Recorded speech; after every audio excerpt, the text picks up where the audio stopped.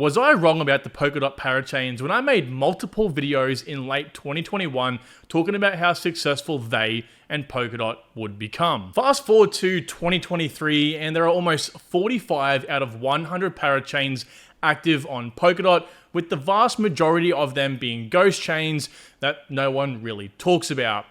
So today, guys, we're going to find out once and for all if the Polkadot parachains are really dead. To answer this question, we need to go back to December of 2021 when the first Polkadot parachains were launched and when the bull market was coming to an end. Of course, the only exception is no one knew that at the time. Most of us were still being fueled by macro experts claiming the $100,000 Bitcoin was still on the table.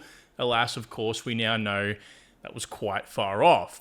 Either way, guys, the hype behind the market was definitely still there at this time, and a majority of the people expected their favorite projects to climb at least another 10x or so in price, especially Polkadot. Now, the reason is because the community had confirmation from Gavin Wood, which is Polkadot's founder, that the parachains were going live around the end of the year, which of course by December had then created enough anticipation that it pretty much shot Polkadot's price from $11 all the way up to $55, putting of course that multi-year wait finally at an end.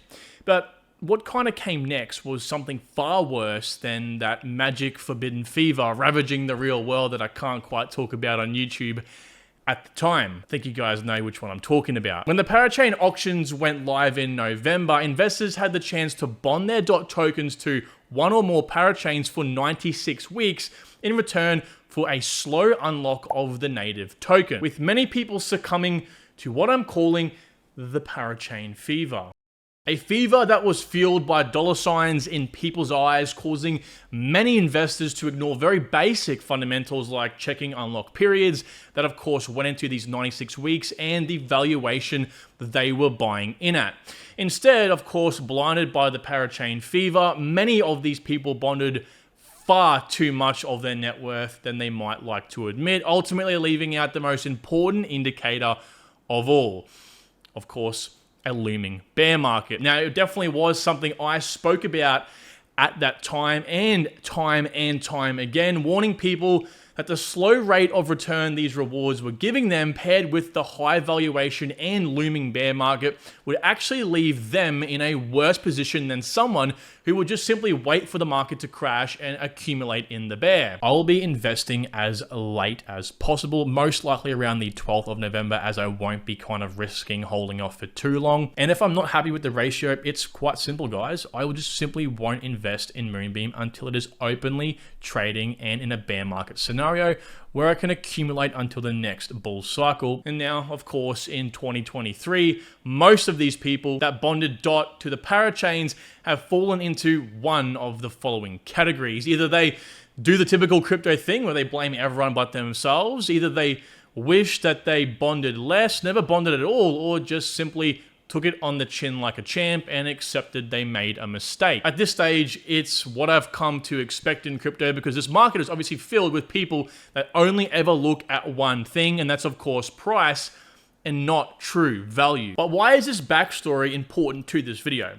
Well, it's important because the common theme I see with most people who participated in these auctions is that they just simply think Polkadot is a failed network, echoing this very crazy narrative in the comment sections across all platforms.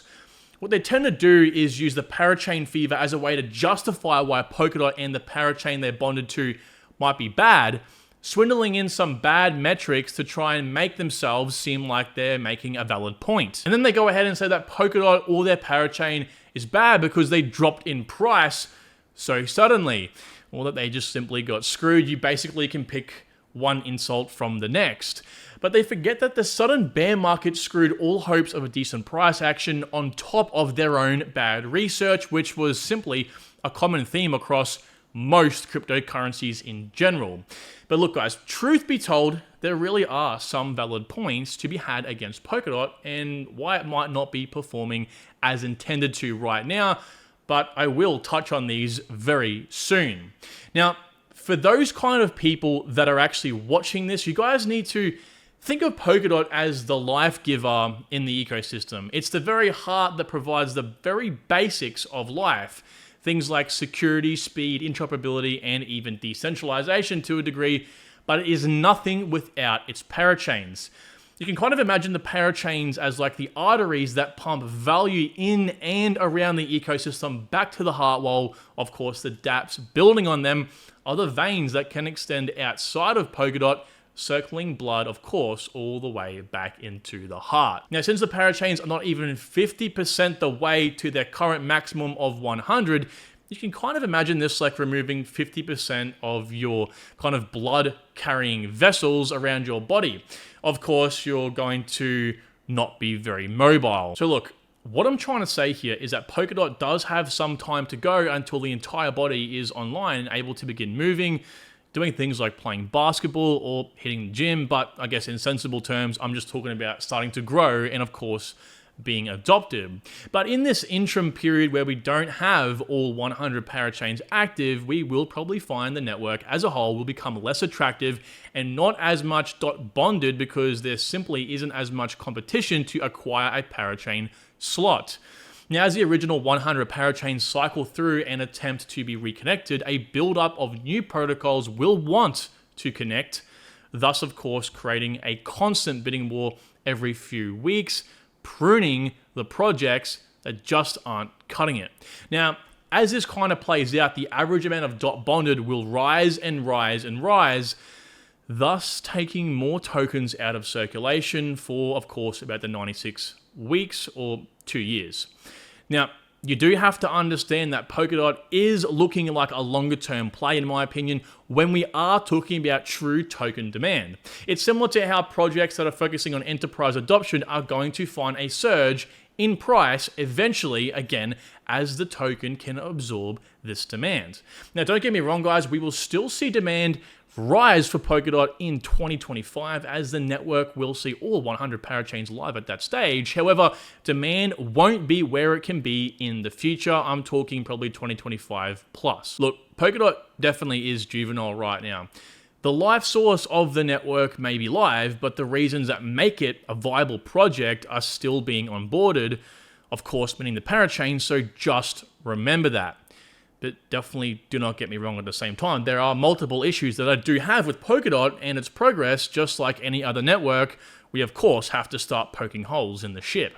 Now, it's mainly focused around the way the network is progressing from a crypto business life cycle point of view. Now, they seem to be stuck here at this point in the flywheel, which is fine because they are building a strong ecosystem, which is literally where all the demand will end up coming from, because users will need to use that, obviously, which will create token demand. However, they are taking a significantly long time to bring many things online. Aside from the slow onboarding of the parachains, Polkadot's interface is quite lackluster, and I know that might not seem that important when comparing it to Ethereum, for example, but I really do think that if they want to be the hub of Web3, there will need to be a far simpler UX and UI. And if anyone's used Polkadot JavaScript or JS, you guys know what I'm talking about here. Also, there's no real demand for the DOT token when it comes to the transactions, only really being needed for cross-chain messaging and settlement on the main chain.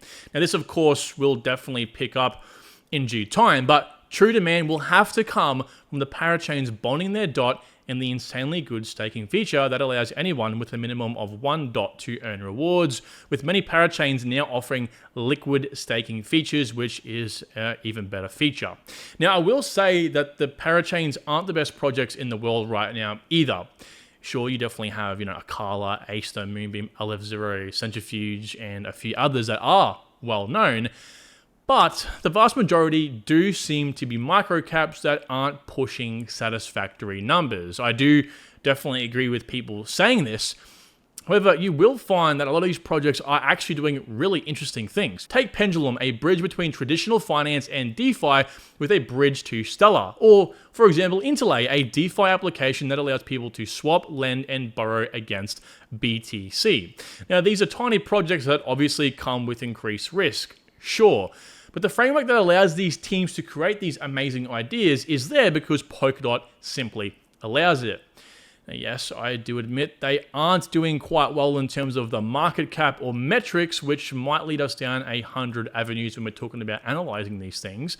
But as time does progress, we will see the good stay and the unadopted forced to leave the network again, which is the way the parachains have to bond and go through auctions. But guys, right now, we are really only at the very beginning of Polkadot. And with asynchronous backing, Polkadot's upgrade, that will of course decrease finality to 6 seconds and increase the parachain TPS to 100,000 or 1,000,000. We are only at the beginning of Polkadot's journey. So to answer the question, no. Polkadot isn't dead and neither are its parachains. Yes, the parachains aren't all performing amazingly because unfortunately there were many launched in a bear market, but over time they will have the chance to prove themselves worthy of their slot, otherwise they'll just simply again be outcompeted. Either way, I think the slot idea was a fantastic one because it not only forces a large portion of the circulating supply to be bonded, thus taking it out of circulation, but also it's because it's a natural selection process for good projects versus bad projects. If a would-be parachain can raise more capital than an existing one and may be able to self-fund or raise again, then of course the only best will survive. I think this is a really underrated feature. So guys, that's going to do it all, but I hope you have enjoyed today's video. If you would like to, please drop a like on this video. It of course is highly appreciated. And with all that being said, I do look forward to hearing from you all very, very soon. Bye now.